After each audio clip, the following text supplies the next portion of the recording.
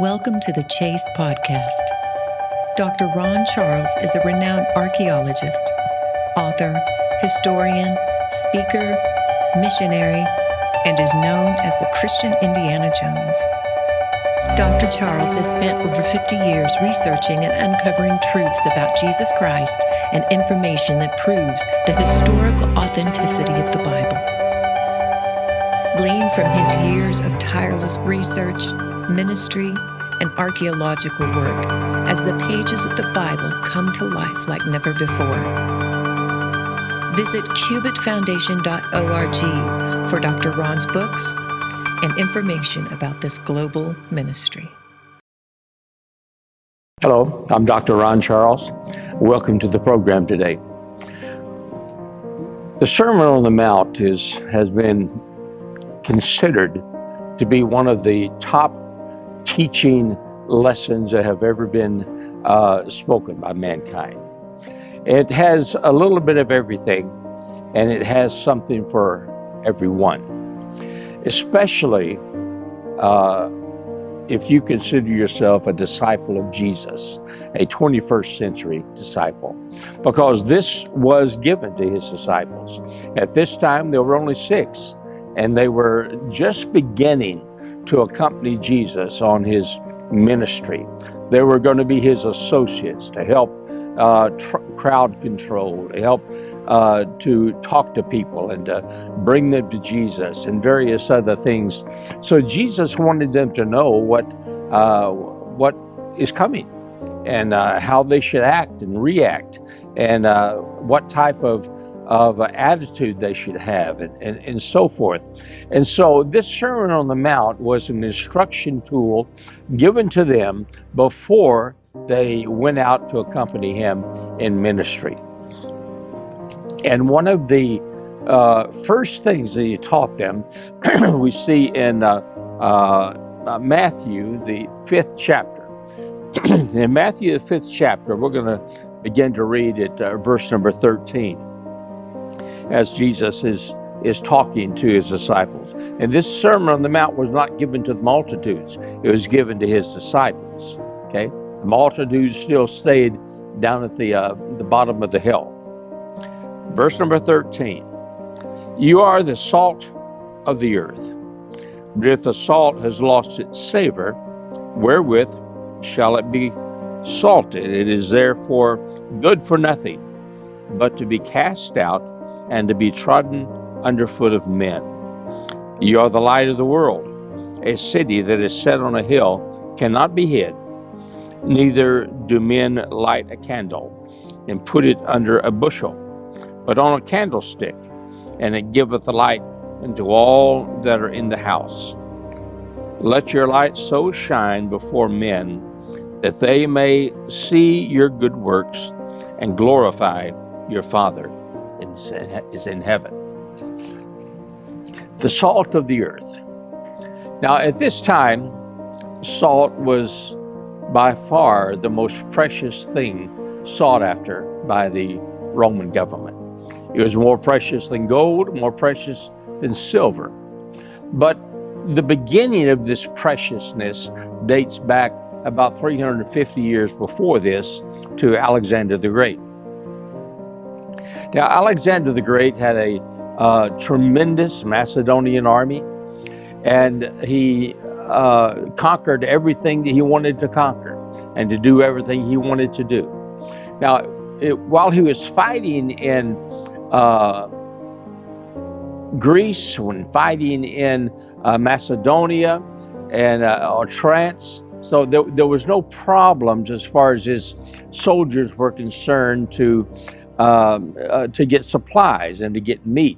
Alexander discovered out of experience that if his soldiers, if his army had meat the night before a battle, then they would be more sustainable. They would have more strength. They would have more energy. The fight would last longer at a high level of activity. And so while he was in Greece and in Macedonia, there was no problem. Meat was readily available.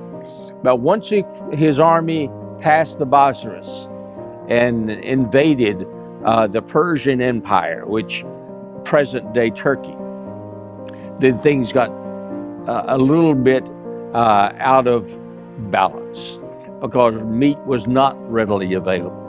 That desert area could not sustain the type of meat that was necessary to feed his army. And although he continued to win battles, his army began to lose its members because they didn't have the energy, and they would be cut down and have to be sent back to the back with injuries that they would not have had if they had the strength and the stamina to withstand the attacks. Strictly by accident, Alexander learned a lesson of preservation of meat. One of his generals was out hunting one day in the region of western Turkey. He killed a couple of rabbits, and as he was taking these back to have them dressed and fixed for his meal that night, it began to rain, and he ran into a cave that was near where he was hunting to escape the rain. And shortly after he entered into the cave, he went ahead and said, well, I'm going to build a fire and I'm going to cook these rabbits now. So he skinned them and prepared them to cook. But just as he lit the fire and just as he had begun to cook these rabbits that he had killed, a messenger came and told him that Alexander needs him right now. You cannot wait. You must come. So he took the meat and he put out the fire and threw the rabbits over in the corner of the cave and took off. Now, about 2 months later, he was in the same area hunting again, and by now it was wintertime, and it became very, very, very cold, and so he was about to. He was so cold he couldn't even pull the bow, the string on his bow. So he went back into this same cave for shelter. He built a fire and was trying to get warm. And he remembered the two rabbits he had thrown over in the corner. So he went over there, and to his surprise, the meat was still edible. It was still flexible. And what had happened is he threw them over in the corner, but they landed on a vein of salt, rock salt. And the salt had pulled the blood out of the carcass and had preserved this rabbit meat. And so he returned to the camp and told Alexander exactly what had happened. And from that time forward, Alexander began to preserve the meat that they got with salt. And it was enough for them to preserve the meat all the way to their fight in India. And so for the next few years, his army did have the meat necessary to eat before a battle took place, because of the preservation qualities of salt that they discovered strictly by accident. By now, 350 years later, salt was no longer a luxury. It was a necessity. For many years, it was a luxury. Salt was extremely expensive because it was used to preserve the meat and to preserve what the family would be eating or what the government would be eating. And so it was very expensive. But as time went on, then more salt was discovered. Rome would send conquering armies to different parts of the world, many times just for salt. An example of that is Hallstatt, Austria. When Julius Caesar sent troops up into Austria, they did it for one thing only, for one purpose only, and that was to conquer the salt mines at Hallstatt and to use those salt mines for the benefit of Rome and the preservation of their meat and their food. And so what had been a luxury now becomes a necessity. Now we see those things in our society today. Back 75, 80 years ago, a refrigerator was a luxury. If you had anything, it usually was an ice box to keep your food cool and to preserve it. But refrigerator was something that was pretty much for the rich and the well-to-do. But now, in this society, 80, 100 years later, a refrigerator is absolutely mandatory. 20 years ago, a cell phone was something that was not even thought of as a daily necessity. If you had a cell phone, if you had a car phone, then you were of the elite, and very few people had it, and it was a luxury. But now, everybody has a cell phone, and you can't even function your day-to-day life without it. And so what was a luxury now has become a necessity. Such was the case with salt. It had now become a necessity of life. Now, the biggest and the largest area of exposed above ground salt in the world at that time was around the Dead Sea, in what is now Negev desert and around Nakaba, and all from there all the way up to the Dead Sea. Now, Augustus Caesar made an agreement with the people of Judea. He said this, that 1/2 of your tax liability you can pay with salt to be brought to Rome. And so the tax liability for money and goods was only half of what was required for them to pay, because the other half could be paid with free salt. And so the Jewish authorities and the authorities of Herod the Great would pay people to load salt into wagons and into carriages, and they would take this salt overland to the ports of Caesarea Maritima or Haifa and different places that where ships were waiting. And so the salt was loaded on these ships, and they waited until there was a caravan of ships, maybe 5 or 6 or 7, before they would go to Rome.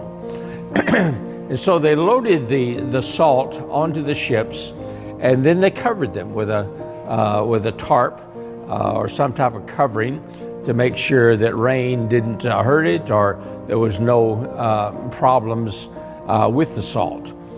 But as these ships were sitting in harbor, waiting for enough to be filled to take a caravan of salt to Rome, the zealots from the Galilee, the rebels up there, whose desire was to sabotage anything that was Roman, well, they began to do their work. Under the cover of night, they would sneak in underneath the tarp or underneath the covering, and they would mix dirt in with the salt. And the Romans didn't know anything about it, and they had no idea that had happened. So now when the caravan was on its way, there would be a chemical reaction in the long journey to Rome, and the dirt would begin to interact with the salt.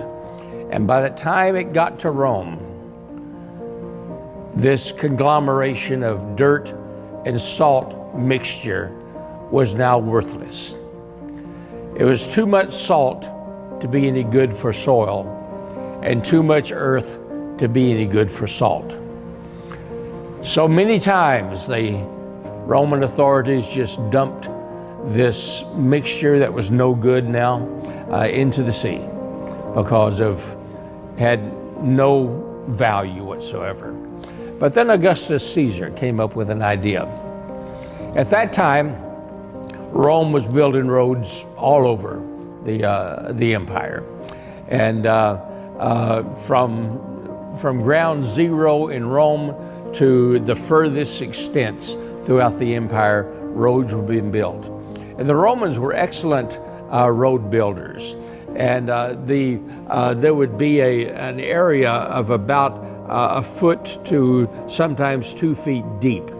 And then at the bottom of that ditch, they would put sand and then crushed rock, another layer of sand, and then more crushed rock, and then larger rocks and sand again. And at the very top, you'd have paving stones, which was an excellent road. And so, but as time went on, grass began to grow up. And it grew up through the sand and through the gravel and the stone, and it began to make its way to the top of the paving stones, and it would break it open, and the paving stones would then would basically turn to chalk, and there would develop holes in the road. Augustus Caesar, he came up with an idea. He said, what we will do is that the second layer of sand, we will put this combination of salt and earth. And so they did that. They made the road with a couple of inches of this conglomeration of earth and salt. And so when the grass began to grow, it would hit that layer and die. It would not make it to the top, and it wouldn't break the paving stones apart, and the road would still be great. And even 2,000 years later, I personally have traveled on these Roman roads.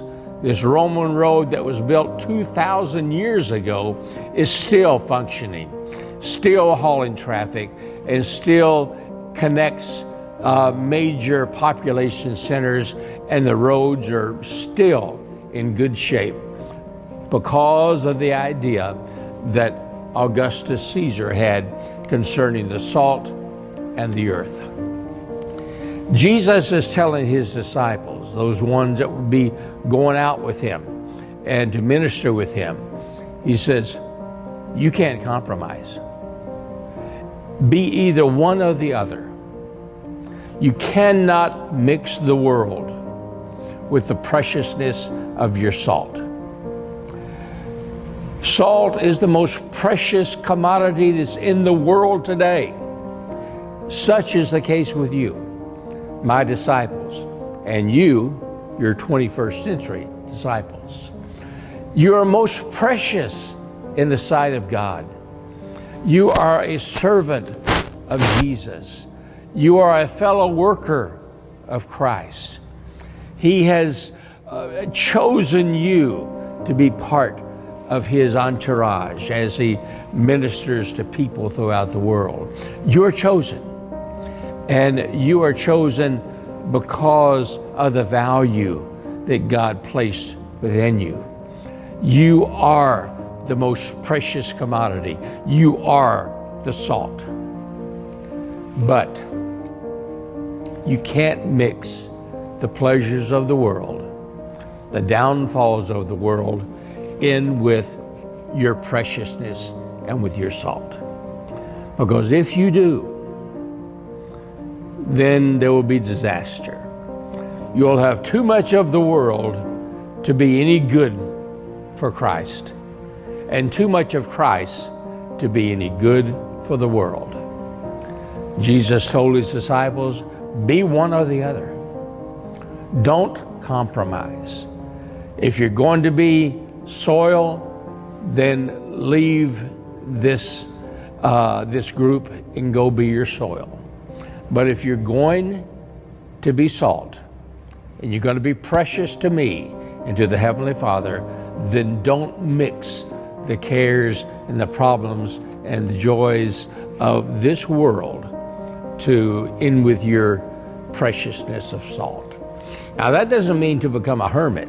It doesn't mean to become a monk and go hide out in a cave someplace, or go into a facility up in the top of the Alps mountains and isolate yourself. It doesn't mean that.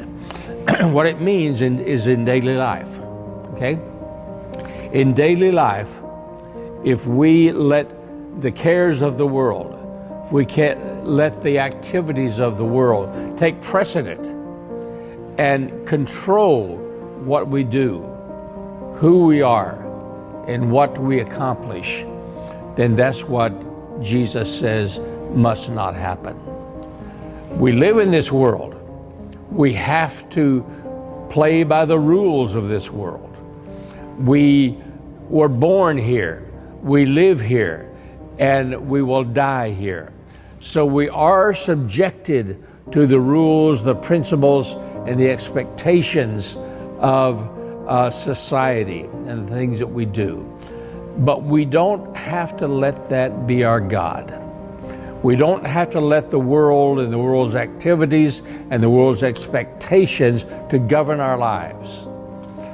Instead, we are servants of the Most High God, servants of Christ, and we take that servanthood into the world, into the society that's out there, and we show by our example, we show by our witness, we show by our lack of involvement in the evils of the world. We show this world that we are not compromising, that we truly are the salt of the earth, and we are not bringing it together with the cares of the world. So be one or the other. If you're going to live for the devil, then do it. It would be the biggest mistake of your life. But you can't bring that into the worship of Jesus Christ. He wants you to be salt. He wants you to be precious. He doesn't want you to take the other route, which leads to destruction and leads to death. He wants you to stay with Him. Be His disciple. Be the precious salt. And then when you are, then you can walk with Him on the road that does not crack, does not have holes in it. And He will be with you. He will minister to you, and He will be your comfort at all times. People that we minister to in the Islamic countries, these people in the garbage city, and many others that are over there have accepted Christ. They know what we're talking about. Many of those people, when they accept Jesus, they adopt a death sentence. They will never, ever be free of this world's horrors and their imprisonment and the beatings and the torture that they go through. But they stay strong for Jesus. And many of them at the very time, at the very instant of death, or the very instant of persecution, in 1,000 different ways, they smile and say, I trust my God. And Jesus loves me. And Jesus cares.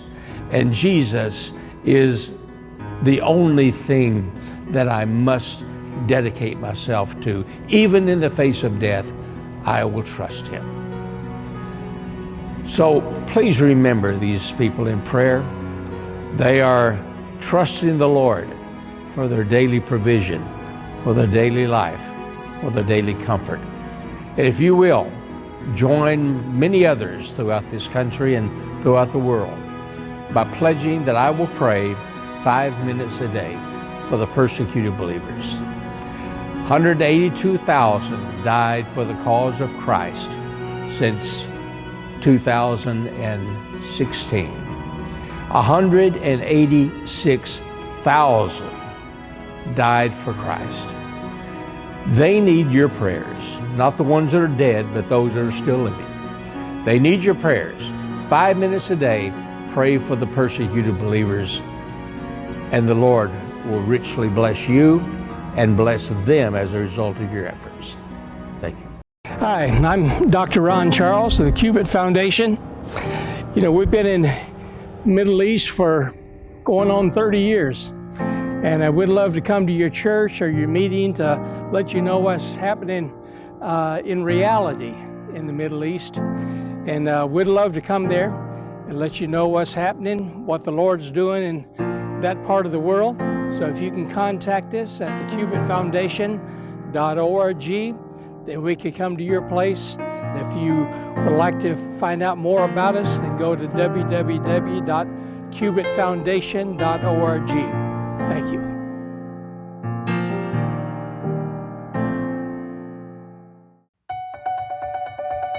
The Chase with Dr. Ron Charles is sponsored by supporters of the Cubit Foundation. Visit cubitfoundation.org for Dr. Ron's books and discover how you can support this global ministry.